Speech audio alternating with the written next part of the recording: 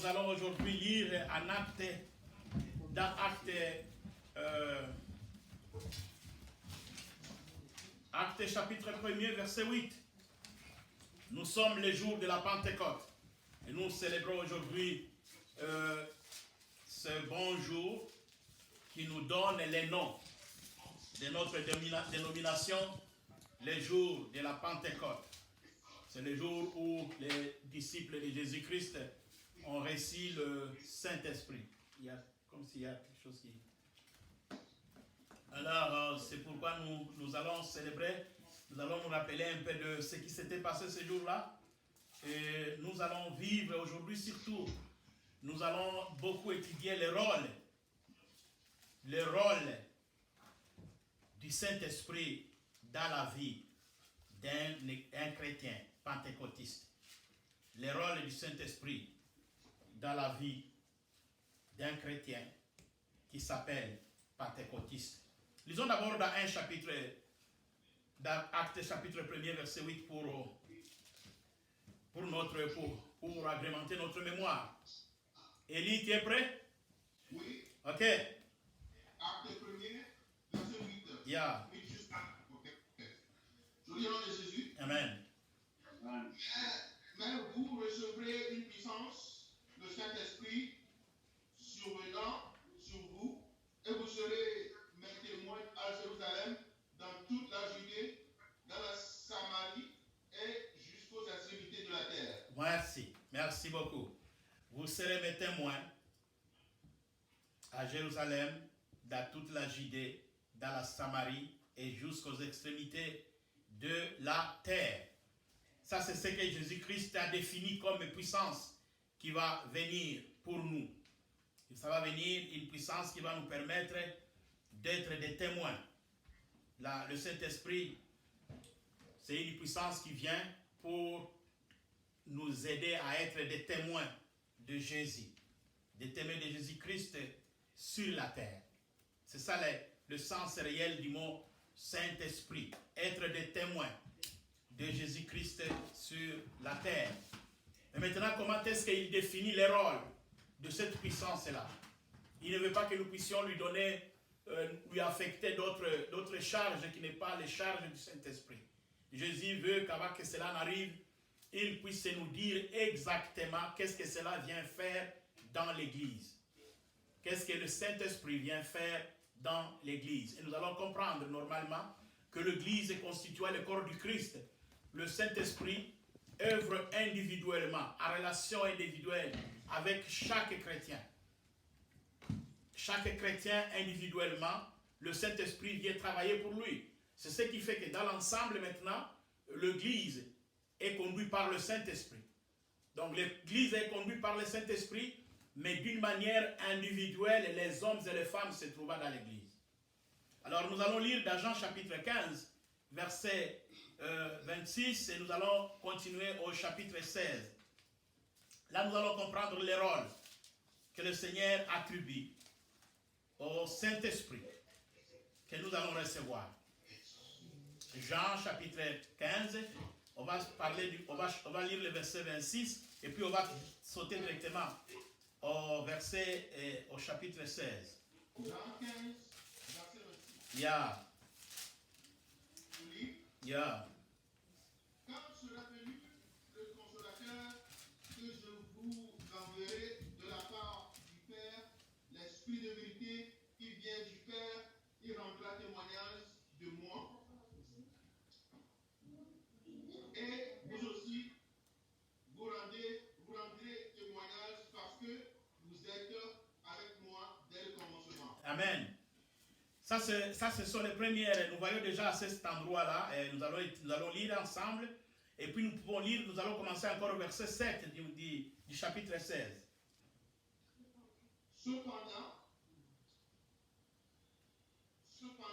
je vous dis la vérité, il vous est avantageux que je m'en aille, car si je ne m'en vais pas, le consolateur ne viendrait pas vers vous, mais si je m'en vais, je vous l'enverrai. Continuez.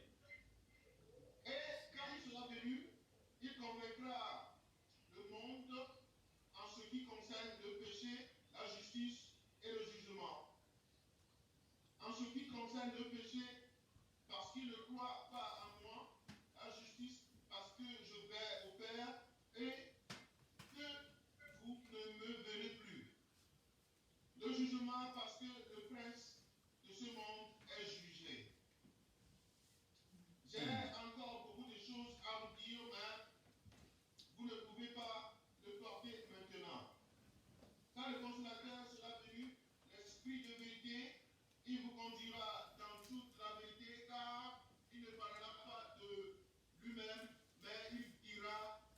il aura entendu et il vous annoncera les choses à venir.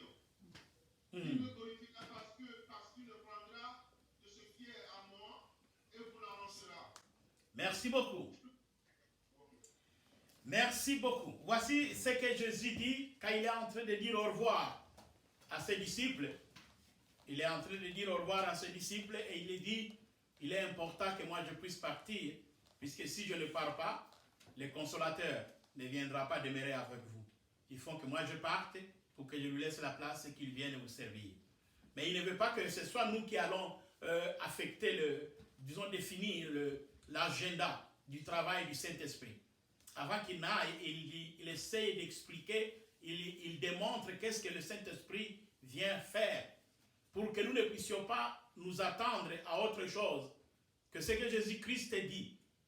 Dans une mission, quand vous êtes un ambassadeur, quand vous êtes envoyé de quelqu'un, il vous envoie, il vous donne les limites dans lesquelles vous devez agir. Et en dehors de cela, c'est que vous êtes en train de vous donner vous-même vos propres prérogatives qui ne sont pas liées à la tâche que vous avez été donnée. Et Jésus-Christ recadre bien le travail du Saint-Esprit dans l'Église, afin que l'Église ne puisse pas faire du Saint-Esprit autre chose que Jésus-Christ n'a pas dit du Saint-Esprit. Et c'est l'attention que nous devons faire sur l'Église dite pentecôtiste aujourd'hui. Sommes-nous encore dans ce même cadre de définition du Saint-Esprit par Jésus-Christ, ou l'avons-nous affecté d'autres missions qui ne sont pas les missions définies par Jésus-Christ lorsqu'il présentait ce fardeau, cette promesse-là aux disciples. Voilà ce que Jésus dit au verset 26. Il dit que le Saint-Esprit va venir et il va être dans vous et au milieu de vous comme une consolation. Il va être une consolation, c'est un consolateur. Ici, Jésus est en train de voir l'importance de la joie que l'Église et les hommes qui sont sauvés doivent vivre, quels que soient les moments les plus difficiles, le temps qu'ils auront, les épreuves qu'ils auront, ils ont besoin de quelqu'un pour leur assurer qu'il y a un lendemain merveilleux, un lendemain meilleur, et un espoir, vivre une vie d'espoir. Et c'est ainsi que lorsque Jésus sait que nous allons passer par des moments difficiles, il nous dit que le Saint-Esprit qui va venir va faire naître en vous le fruit de l'esprit qu'on appelle la joie. Et alors la consolation qu'il dit ici, ça veut dire que la tristesse va se déplacer à la joie par la puissance du Saint-Esprit. Le Saint-Esprit, c'est un consolateur. Son travail, c'est de créer, d'amener la joie où cela a cessé d'exister, où cela est absent dans ta vie et dans ma vie, lorsque ce fruit-là n'existe pas. Ce qui amène la personne de Dieu, qui amène la joie, la vraie joie, la joie que Jésus dit, et il faut que votre joie soit parfaite. Cette joie parfaite-là, elle vient du consolateur, le Saint-Esprit. Ce n'est pas la joie de cigarettes, la joie de drogue, la joie de l'alcool, la joie des amusements, du plaisir de la chair. C'est la joie qui vient du consolateur. La joie parfaite. Et cette joie-là, c'est le Saint-Esprit qui donne. Deuxième rôle. Le Saint-Esprit a la tâche de convaincre le cœur de l'homme. Convaincre le cœur de l'homme par rapport au péché, par rapport à la justice de Dieu et par rapport au jugement à venir. Trois éléments. Il dit, vous et moi, nous n'avons pas la charge, le devoir de convaincre les gens sur Jésus-Christ. C'est le Saint-Esprit qui convainc. L'Église a des évangélistes, l'Église a des apôtres, l'Église a des pasteurs. Mais le rôle de pasteur, ce n'est pas de convaincre l'homme. Le rôle des évangélistes, ce n'est pas de convaincre l'homme, mais sur le péché. Nous, ce que nous allons faire, c'est que nous allons tout simplement libérer le message du Christ. Prêcher la parole de Dieu. Celui qui convainc le cœur de l'homme, il s'appelle le Saint-Esprit. C'est celui-là qui vient pour convaincre l'homme sur le péché. Lui convaincre sur la nature dans laquelle il se trouve et quelle est l'importance pour lui qu'il embrasse une nouvelle vie en Jésus-Christ. Nous pouvons courir sur les gens, Nous pouvons chercher des mécanismes qui peuvent penser qu'avec la force, nous pouvons amener les gens vers Jésus. Ça ne prendra que quelques minutes et les gens là ne seront pas sauvés. Mais le Saint-Esprit prépare le cœur. Et lorsque le Saint-Esprit a préparé le cœur qui a les besoins, qui a des questions, et les questions, puisque le Saint-Esprit raconte les questionnements dans le cœur de celui qui va être sauvé. Il a besoin de réponses, il a besoin de l'explication, il a besoin de connaissances. Et alors, c'est à ce moment-là bien précis que le cœur est déjà bien préparé.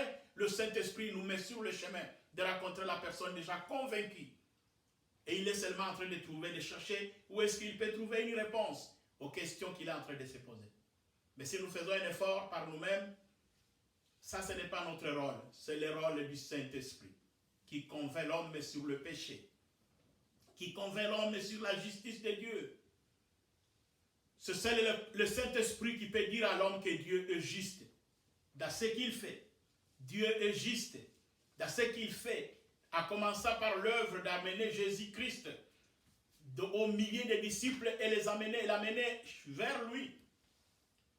C'est un événement qui n'était pas facile aux disciples qui vivaient tout simplement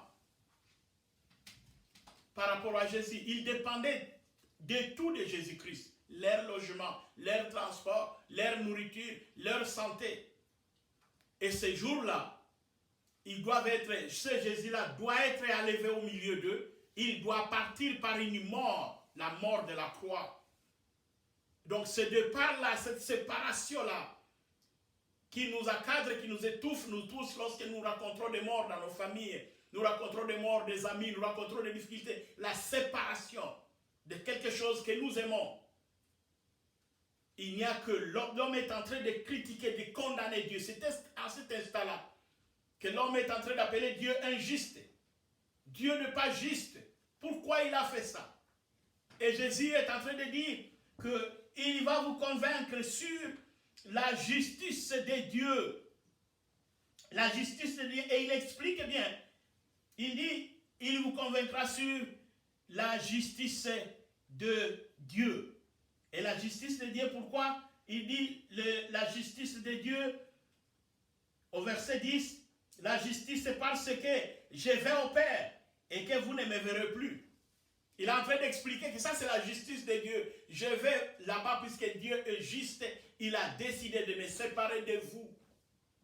Et vous devez comprendre qu'il est juste. Il n'a pas fait ça pour vous faire souffrir, pour vous faire du mal. Il l'a fait puisqu'il est juste et il connaît pourquoi il veut que moi je m'en vais, que moi je m'en aille vers lui. Et il a expliqué que dans la volonté de Dieu, il faut que lui parte et que le Saint-Esprit revienne. Donc il dit que le Saint-Esprit va nous dire que les décisions que Dieu prend dans nos vies sont des décisions justes puisque Dieu est un Dieu juste. Donc le Saint-Esprit garde l'Église dans la foi à ce que Dieu fait sur nous. Ça va nous aider à nous encadrer pour nous dire ne vous en faites pas. Notre Dieu, cela est arrivé, n'arrive pas puisque Dieu est injuste, mais dans tout ce qu'il est, notre Dieu demeure juste. Il vous convaincra sur le jugement à venir et sur le jugement à commencer par le jugement du dragon qui a été écrasé, le serpent qui a été écrasé sur la croix. Le Saint-Esprit vient pour dire à l'Église, n'ayez plus peur de l'ennemi Satan. Il a été écrasé sur la croix. Si vous allez le lire au verset 11, le jugement parce que les princes de ce monde, eux déjà jugés. C'est le travail du Saint-Esprit de garder l'Église dans la confidence en Dieu, que le Saint-Esprit nous montre chaque jour que l'ennemi qui nous terrifie, c'est un ennemi qui a été déjà jugé sur la croix en Jésus-Christ. Ça, c'est le rôle du Saint-Esprit. Nous n'avons plus à être intimidés par Satan puisqu'il a été jugé, il a déjà subi le jugement de la croix. Je pense que nous comprenons bien ce que Jésus est en train de dire là-bas. Il est en train de parler de Satan qui a été déjà fini. Il est en train de parler de la façon dont il gère avec nous, il traite avec nous. Notre Dieu, il est juste en tout. Et nous ne pouvons pas lui imputer une injustice puisque Dieu est toujours juste. Et ça, c'est le travail du Saint-Esprit Et le travail du Saint-Esprit, c'est de venir à l'église convaincre le chrétien sur le péché. Autre chose, il dit que le travail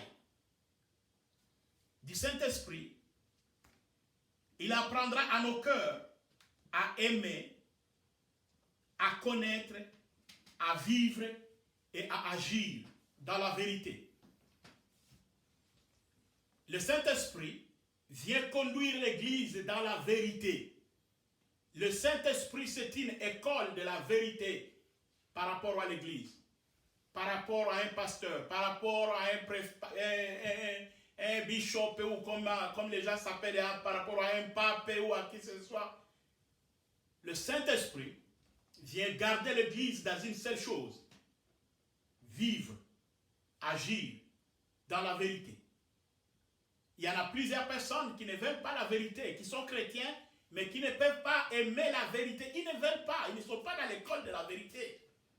Ils sont des menteurs jour pour jour, ils mentent dans ce qu'ils sont en train de faire. Et ils mentent même par rapport à Dieu lui-même. Ils mentent. Dieu m'a dit. Et Dieu ne l'a pas dit. Dieu va faire et Dieu ne le fera pas. Donc le Saint-Esprit est en train de dire, nous allons vous encadrer, nous allons essayer de mettre l'Église à l'apprendre à demeurer dans la vérité. C'est l'esprit de la vérité. Au verset 13, il nous dit, quand le consolateur sera venu, l'esprit de vérité, il vous conduira dans toute la vérité. Une église pentecôtiste qui est remplie de menteurs, de personnes qui mentent, de personnes qui disent les choses contrairement à ce que la volonté de Dieu veut, ce sont des chrétiens qui ne sont pas conduits par le Saint-Esprit. Et vous allez me dire, comment est-ce qu'on peut connaître une église pentecôtiste qui n'est pas conduite par le Saint-Esprit? C'est lorsque vous découvrez qu'il y a beaucoup de menteurs dans cette église-là. Cette église-là n'est pas sous la direction du Saint-Esprit. Puisque la direction du Saint-Esprit se passe dans la vérité. La vérité, c'est une pierre angulaire. La vérité, c'est parmi les devoirs du Saint-Esprit à nous garder dans Christ lui-même. Puisque notre Seigneur Jésus-Christ, il est vérité. Il est le chemin, la vérité et la vie. Et le Saint-Esprit viendra nous garder dans Jésus-Christ qui est la vérité. Et c'est aujourd'hui ça le problème le plus difficile dans l'Église. Nous pouvons bien faire toutes les autres choses. Mais quand ça arrive le temps de mentir, ça devient tout un problème. Et quand ça arrive le temps de parler de la vérité, de la parole de Dieu, les hommes et les femmes d'aujourd'hui ne veulent pas parler de cela. Ils ont étouffé le Saint-Esprit. Là où le Saint-Esprit veut que nous puissions connaître la vérité. C'est-à-dire que le Saint-Esprit a le devoir de nous parler de la vérité sur nous-mêmes et sur les autres. Que nous ne le voulions ou pas, le Saint-Esprit va nous dire la vérité sur nous-mêmes. Et nous soyons capables d'accepter et de recevoir la vérité. Le Saint-Esprit veut nous conduire. Il veut que toute notre vie, nous l'amenions dans la vérité. Le Saint-Esprit ne veut pas nous dire que dans telle circonstance, il faut un peu mentir, et dans telle circonstance, il faut vivre la vérité. Le Saint-Esprit n'est pas en train de nous dire, comme les hommes disent, que toute vérité n'est pas bonne à dire. Ça, ce sont les hommes qui disent ça. Mais le Saint-Esprit va nous dire, toute vérité est bonne à dire. Toute vérité est bonne à vivre. Les hommes et les femmes qui sont conduits par le Saint-Esprit doivent dire la vérité dans toutes leurs lettres. C'est le travail du Saint-Esprit. Le Saint-Esprit va nous amener à agir dans la vérité. Agir. Le Saint-Esprit va programmer nos consciences. Il va mettre 3 éléments ensemble qui concordent et qui fonctionnent au même moment. Il va dire que ce que nous pensons, nous le disons et nous le faisons en même temps. Donc, ce que nous disons est conforme à ce que nous pensons et aussi conforme à ce que nous faisons. C'est ça qui traduit la vérité, la sincérité de l'homme. Mais il y en a beaucoup de personnes qui disent une chose, pensent une autre et font une autre. Et ces gens-là ne sont pas les gens qui sont conduits par le Saint-Esprit. Le Saint-Esprit va réconcilier ces 3 éléments. Ce que nous disons, c'est-à-dire la parole, la conscience, ou l'intelligence et l'action. Ce que nous faisons, ce que nous disons et ce que nous pensons doivent concorder, doivent être les mêmes choses. Si j'ai dit que le Seigneur est bon, ça signifie que même dans mon cœur et dans ma tête, je sais pourquoi je dis qu'il est bon. Et dans mes actes, je vais faire ce qui prouve que j'ai un Seigneur qui est bon. Donc nous ne pouvons pas nous mettre en train de glorifier le Seigneur dans les églises, danser. Même ce que nous sommes en train de faire peut être contradictoire à ce que nous sommes en train de dire. Si par exemple nous sommes en train de dire « Loué soit l'Éternel notre Dieu », « Loué soit l'Éternel notre Dieu », et pour les Congolais, quand nous sommes en train de dire « Loué, loué, loué, loué », et dans notre corps, dans notre hanche, nous sommes en train de faire les wazekwa, les pianas, nous sommes en train de faire les kofi olomide, mais dans le cœur et dans les bouches, nous sommes en train de dire « Louez le Seigneur, louez ». Donc, ce que nous sommes en train de dire est différent de ce que nous sommes en train de faire. Et à ce moment-là, nous ne sommes pas dans la vérité. Lorsque nous sommes en train de louer le Seigneur dans nos cœurs, mais nous nous retrouvons dans une église et boîte de nuit, où ça n'est pas de différence avec le monde qui célèbre le monde, nous sommes presque les mêmes choses. La même chose, nous devons faire attention à cela. Lorsque nous vivons dans la conduite de la vérité du Saint-Esprit, nous devons vivre la vérité et nous devons agir dans la vérité. Il n'y a pas de contradiction dans les actions ou dans le comportement de toute personne qui est conduite par le Saint-Esprit. Ça se voit que cette personne-là est en train de vivre dans la vérité. Au verset 14, il dit, le Saint-Esprit vient pour me glorifier. Le Saint-Esprit vient pour faire exploser dans le monde, dans les hommes, dans les femmes qui ont reçu le Seigneur. Le Saint-Esprit vient exploser une gloire pour le Seigneur. Et il est le directeur de la louange et de l'adoration. C'est pourquoi Jésus disait à la femme samaritaine, la louange et l'adoration dont le Père a besoin, c'est la louange de l'Esprit, qui se fait en esprit et en vérité. Donc c'est la louange qui est conduite par l'Esprit de Dieu, qui est produite par l'Esprit de Dieu, l'Esprit de la vérité. Et il dit, le Saint-Esprit, quand il sera au milieu de vous, vous allez sentir qu'au milieu de vous va jaillir une louange, une gloire de l'Éternel. Le Saint-Esprit est là pour me glorifier. Tout ce que le Seigneur, l'Église va faire, tout ce qui va se passer dans l'Église, ça va être pour la gloire de l'Éternel. Mes frères et sœurs, aujourd'hui, le Saint-Esprit qui opère dans les églises aujourd'hui, ça devient un outil pour les hommes de se faire de la gloire. Il veut que les gens soient guéris, pas pour que le Seigneur Jésus soit connu, mais pas puisque lui soit connu comme un grand homme de Dieu. Et je suis très convaincu que la plupart de ces hommes-là sont en train d'utiliser les mots de Dieu à la place de Jésus, tout simplement parce qu'ils ont peur de parler de Jésus, puisqu'ils ne sont pas des serviteurs de Jésus, puisque vous savez que dans l'enfer là-bas, il n'y a pas de Jésus. Mais les mots Dieu, on le partage, quand on le prononce, c'est le même. En Dieu, des deux grands, de deux à majuscule et de deux à minuscule. Donc quelqu'un peut se dire, je suis un homme de Dieu. Et nous allons penser qu'il est en train de parler de notre Dieu du ciel, le Dieu de Jésus. Pendant que lui est en train de dire, je suis un homme de Dieu, de ce petit deux Dieu-là, de petit deux, un homme de Dieu. Vous allez trouver donc que dans le langage de certaines personnes qui veulent leur propre gloire, on ne les retrouve pas s'identifier à Jésus. Ils s'identifient autrement. Rares sont ces hommes-là qui vont dire, je suis l'homme de Jésus. Je suis l'homme de Jésus qui est mort sur la croix. Mais le Saint-Esprit ici n'est pas en train de nous dire que nous allons glorifier autre. Nous allons glorifier Jésus. Puisque c'est comme ça qu'il nous recommande. L'Église, c'est l'Église de Jésus qui est à la tête lui-même et c'est lui que nous glorifions. Et en le glorifiant, nous glorifions le Père. En le glorifiant, nous glorifions le Père. Jésus. Et la parole nous donne des limites et il nous dit que nous n'avons pas de noms auxquels nous avons été donnés pour lesquels nous devons être sauvés. Il n'y a qu'un seul nom que nous devons glorifier pour lequel nous avons été sauvés. C'est le nom de Jésus. Et Père, le Dieu le Père, se retrouve dans son Fils. il se retrouve dans Jésus. Nous n'allons pas nous condamner que nous ne prions pas Dieu. Car nous prions Jésus. Jésus dit, il est à moi et je suis en lui. Mon Père est à moi et moi je suis dans mon Père. Celui qui me voit, il voit mon Père. Donc il n'y a plus question de poser des questions à Jésus. Qui est Dieu? Alors je voudrais que les hommes aujourd'hui qui veulent avoir des titres et qui veulent se dire qu'ils commencent à s'appeler les serviteurs de Jésus-Christ sur la terre. Ça serait très important. Mais vous savez que ce mot-là est lourd pour les hommes et les femmes qui vraiment ne sont pas des serviteurs de Jésus. Puisqu'ils ne seront pas confortables avec ces mots-là. Ces mots-là est un mot très dur, puisque ce n'est pas un mot partagé avec les diables ou les démons. C'est les noms les plus puissants.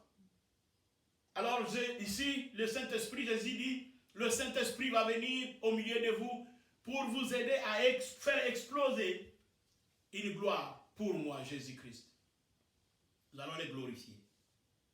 Glorifier Jésus-Christ. Voilà les éléments. Les 4 éléments, ou 5, que le Seigneur Jésus a voulu que nous puissions connaître sur le Saint-Esprit. Les autres œuvres que nous utilisons sont des signes, si nous allons les lire prochainement, des signes et des miracles qui accompagnent tous ceux qui auront cru. Ce sont des éléments qui sont attachés à la foi de toute personne qui a cru. Et c'est ça, nous le confondons. Lorsque nous disons qu'au nom de Jésus, nous allons chasser les démons, au nom de Jésus, nous prendrons des poisons et ça ne nous fera rien. Alors là, nous avons mélangé des thèmes. Mais lorsque nous parlons du Saint-Esprit et nous parlons de la foi en Jésus-Christ. Puisque lorsque Jésus parle de ces événements-là qui vont accompagner tous ceux qui auront cru, il parle de la foi à lui. Mais lorsqu'il parle du travail du Saint-Esprit, le consolateur qui va venir, il définit ce que celui-là va faire d'abord à nous pour nous préparer comme un outil important pour le témoignage du Seigneur. Vous serez mes témoins. Vous serez mes témoins en Jérusalem, en Judée, en Samarie et dans les extrémités de la terre. Et pour vous préparer à être cet outil de témoignage, je vous enverrai le Saint-Esprit. Le Saint-Esprit qui va vous préparer, qui va vous donner la capacité de me témoigner. Et lorsque vous aurez accepté le Saint-Esprit, le Saint-Esprit de vous transformer en témoin, alors vous aurez cru à mon nom. Et alors quand vous aurez cru à mon nom, vous aurez tous les miracles qui vous accompagneront partout. On vous donnera des poisons, ça ne vous fera rien. Vous mettrez les mains sur les malades et c'est là les malades seront guéris. Amen. Hein? Et ça c'est l'œuvre de tout chrétien qui croit. Tout chrétien qui croit. Il peut mettre la main sur un malade et le malade sera guéri. Il n'y a pas dans la Bible de bouteilles spéciales et de l'huile qui a été définie comme puissance qui peut guérir les malades. C'est la main de toute personne qui croit par la foi. Et il ne faudrait pas que certaines personnes s'attribuent en égoïsme cette puissance qui est donnée à toutes les personnes qui croient. Nous tous, nous pouvons le faire. Nous tous, nous avons le droit de le faire, le devoir de le faire lorsque nous avons cru le Seigneur. Mais si nous nous cramponnons sur ce schéma ici, nous allons bien fonctionner comme église pentecôtiste. Si nous nous cramponnons sur ce que Jésus a dit, si nous ne sortons pas de ce que Jésus a dit, le Saint-Esprit va bien fonctionner dans l'église pentecôtiste d'aujourd'hui. Ce qui n'est plus le cas. Ce qui n'est plus le cas. Les jours de la Pentecôte, je vais vous le dire prochainement peut-être, il y en a beaucoup d'enseignements que nous allons avoir lorsque nous allons parler de ce jour-là, comment ça s'est passé. Et ce que les gens oublient, c'est que l'Église aujourd'hui ne parlait même plus de ça. L'Église ne parlait pas que le jour de la Pentecôte, les disciples qui étaient dans la chambre haute ont parlé des langues des hommes, pas des langues des anges. Puisque la preuve en est que lorsque les gens qui étaient à l'extérieur, réunis à Jérusalem, la Bible nous dit que chacun d'eux qui était à l'extérieur a entendu sa langue parler dans la chambre. C'est-à-dire que ceux qui étaient en train de se dire dans la chambre là était la langue de toutes les personnes qui étaient réunies à Jérusalem. Ce n'était pas des langues de Chara ou Kondokorokore, quoi qui n'a pas de sens. C'était des langues de personnes. Et toutes les personnes ont entendu ce que Dieu voulait donner comme message dans leur langue. Et aujourd'hui, faisons attention à la manière dont les gens parlent les langues. Les parler en langue dans les églises pentecôtistes aujourd'hui, c'est tout un dénigrement du Saint-Esprit. C'est tout un dénigrement du Saint-Esprit. Et c'est un manque de l'enseignement. Donc nous devons faire attention à la manière où les gens répètent les mots. Et un mot ne constitue pas une langue. On ne peut pas parler d'une langue avec un mot. Une langue, c'est une langue ensemble de plusieurs mots. On ne peut pas dire ba ba ba ba ba ba ba ba ba ba ba ba ba te te te te te te te te te te te te et appeler ça une langue. Ça, ce n'est pas une langue. La langue, c'est un ensemble de mots. Et cet ensemble de mots donne un message. Et la parole de Dieu nous dit que les gens qui font ces choses doivent nous donner la signification. Ils doivent expliquer ce qu'ils sont en train de faire. Ce qui ne se fait plus dans les églises aujourd'hui. Une personne va seulement s'éclater là dans une langue. Il commence à parler. Il termine, il s'en va. Il ne nous dit rien. Qu'est-ce qui s'est passé dans sa vie? On ne sait pas. Esprit des pentecôtistes dans l'église d'aujourd'hui. Voici les 4 éléments sur lesquels le Seigneur Jésus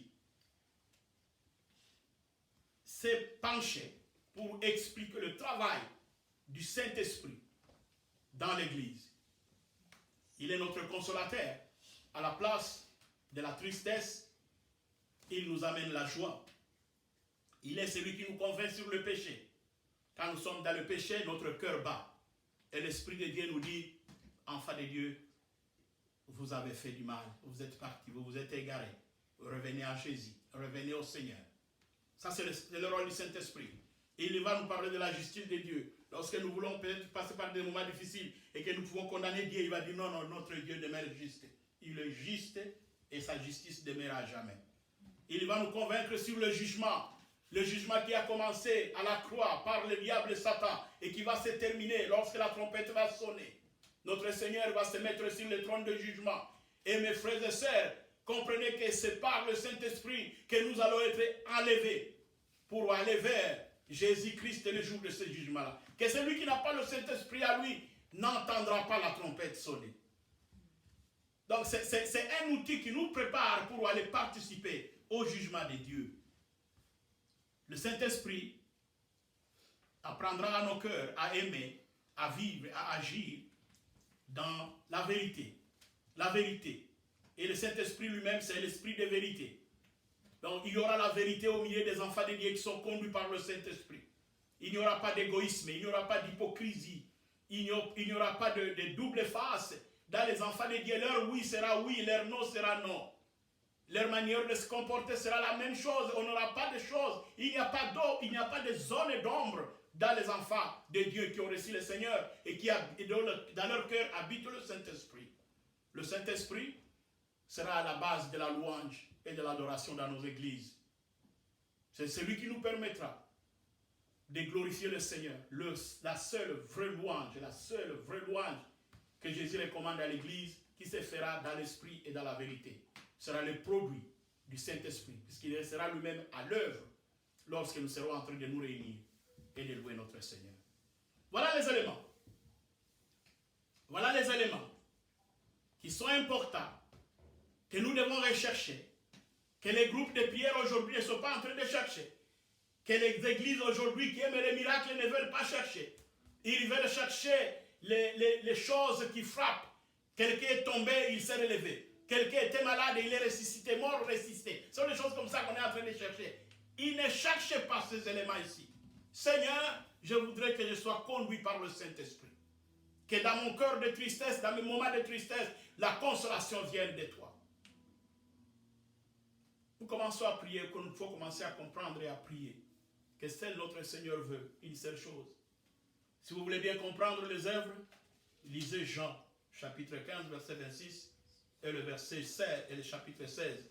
Vous comprendrez avec moi l'esprit de Jésus sur ce qu'on appelle l'esprit pentecôtiste. Et aujourd'hui, toutes les églises de la Pentecôte devraient mémoriser cela. S'ils veulent parler de ça comme leur origine, de leur d'autres doctrines, nous devrions comprendre ce chapitre. Afin que nous puissions nous ramener à la base et comprendre comment est-ce que nous allons recevoir cet esprit et lui laisser le temps de fonctionner au milieu de nous. Jean chapitre 16 devait être l'angle, la pierre d'angle de la doctrine pentecôtiste de toutes les églises pentecôtistes pour nous diriger. Comment est-ce que le Saint-Esprit doit fonctionner au milieu de nous? L'esprit de vérité, l'esprit de consolation, l'esprit de la justice, l'esprit qui nous prépare au jugement de Dieu, l'esprit de la gloire de l'Éternel, l'esprit de la gloire de Jésus-Christ au milieu de nous. Et cela doit être notre champ de bataille. Nous devons nous battre jour et nuit pour que nous puissions laisser le Saint-Esprit agir dans nos vies. Nous voulons donc prier et nous vous recommandons à chaque instant de relire ce chapitre-là. La semaine prochaine, nous allons commencer un peu à parler des dérives du Saint-Esprit, des dérives du soi-disant Saint-Esprit dans l'Église aujourd'hui. Qu'est-ce qui n'est pas Saint-Esprit que nous pensons que c'est Saint-Esprit dans l'Église d'aujourd'hui? Nous allons essayer un peu d'analyser un peu le vrai comportement de l'Église de réveil, de l'Église pentecôtiste aujourd'hui par rapport au texte biblique.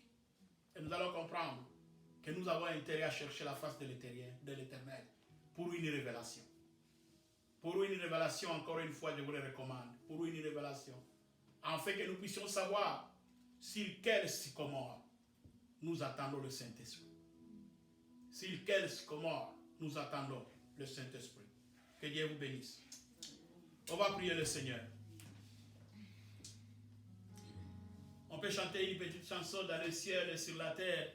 Il n'y a aucun nom si doux, aucun que mon frère profère, au nom de Christ, le Christ est le Sauveur. Dans les Ciel et sur la terre, il n'est aucun nom plus doux, aucun que mon frère préfère, au nom de Christ mon poumon. Quel bon nom, quel bon nom,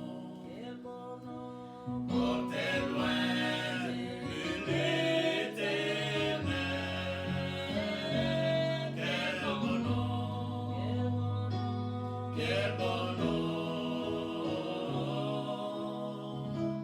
que c'est lui, Emmanuel. Quel bon nom, quel bon nom, portez loin de l'Éternel.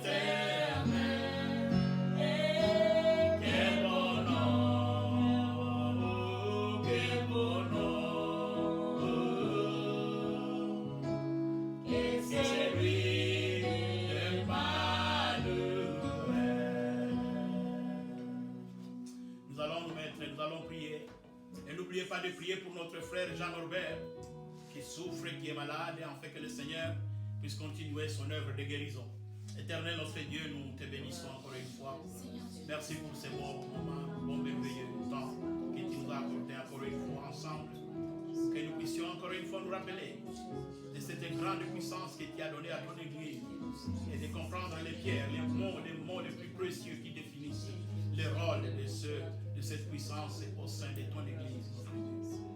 Nous voulons comprendre, Seigneur, que notre Dieu, tu es merveilleux. Tu es merveilleux, roi des rois. Tu nous as donné la puissance qui va nous permettre d'avoir une bonne connexion avec toi, de fonctionner dans les limites que toi tu veux que nous puissions utiliser pour ta gloire. Merci, Seigneur. Permets que nous ne puissions pas déborder et faire ce que notre corps, notre chair nous recommande et veut que nous puissions faire au travers de ton œuvre et de ton Église. Laisse que nous puissions être obéissants au Saint-Esprit, l'écouter, être à son attente à chaque instant pour que ton Église soit dirigée à travers sa puissance et son amour. Merci Seigneur. Merci pour cet amour. Merci pour ce consolateur. Merci pour cet éducateur qui nous montre le chemin que nous allons suivre. Nous te sommes infiniment reconnaissants, papa. Guide-nous, puis guide ton Église, notre Dieu. Guide encore par le Saint-Esprit, guide l'Église et permet que nous puissions être humbles devant ce Saint-Esprit. Ce Saint-Esprit, en fait, que nous puissions accepter sa direction. Accepter sa direction. Oh Père, évite à ton Église la rébellion contre le Saint-Esprit. Et permet que nous puissions être des personnes, des hommes et des femmes humbles qui fonctionnent dans l'humilité avec l'Esprit que tu nous as donné. Merci Seigneur. C'est dans les noms précieux de notre Seigneur que nous prions. Amen. Soyez bénis.